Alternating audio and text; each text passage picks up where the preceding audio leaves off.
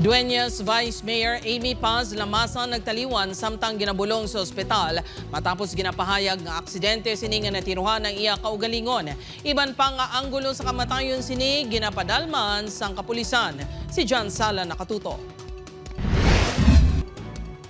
Sa baylo nga magkinasadya samtang naghihilapit ang pagsugalaw sa bagong tuig kahapon. Kasubo para sa pamilya ni Vice Mayor Amy Paz Lamasan sang Dueñas Iloilo ang iya pagtaliwan. Ang vice-alkalde ang ginabulong sa ospital matapos ginapahayag nga aksidente nga naglupok ang iya pusil kag nag-igo sa iya tiyan sa ilang balay sa Lapas, Iloilo City. Suno sa tiya sinikag anay Vice Mayor man sang Dueñas Iloilo nga si Merloy Lamasan Piccio, tubtob subong daw hindi makapati ang pamilya sa natabo. Ang iban dyan nagatinawag sa amon na nagkahipi sa telepono nga waay na nga si Vice Mayor ay migit kasakit sa pamilya naman subong New Year pa sanay na lang kami ni anay wan yung anay subong do silent lang ang pamilya naman subong. Pasado alas 7 sang agas ng December 30 na tabong insidente. Samtang nagapreparar kuno ang vice-alkalde sa iya magamit, taguon kunta ni sini ang isa ka 9mm pistol. Apang gulpiada na lang ang naglupok kag nag-igo ini sa iya tiyan.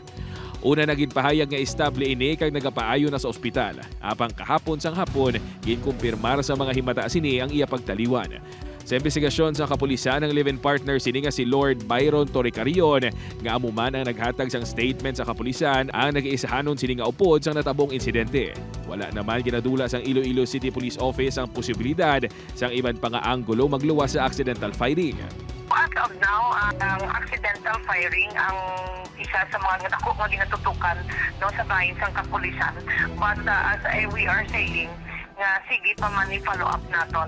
So in case nga may mga ebidensya nga mag-surface, otherwise nga makonsider kita sa ibang nga anggulo, sige pa man kay padayon pa rin pag-imbestigar nato. Ginahulat pa sang Lapas PNP ang resulta sang ballistic examination sa 9mm pistol na ginaligar naglupok kag nag-igo sa vice-alkalde. Ginahulat pa man ang kumpirmasyon sang Regional Civil Security Unit kung ang pusil ang ginapanag-iyahan sini.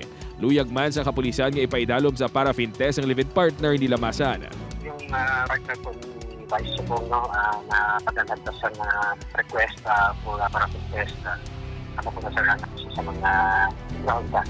Sa statement naging pagwa sang alkalde sang Dueñas Iloilo nagpahayag ini sang kasubo kag pagpakigunong sa pamilya Lamasan. Ginakabi kuno sini nga utod ang vice-alkalde. Gintinguan sa news team mamako ang bahin ni Lord Byron Torrecarion apang wala pa ini makareply sa mensahe sang news team sa iya social media account.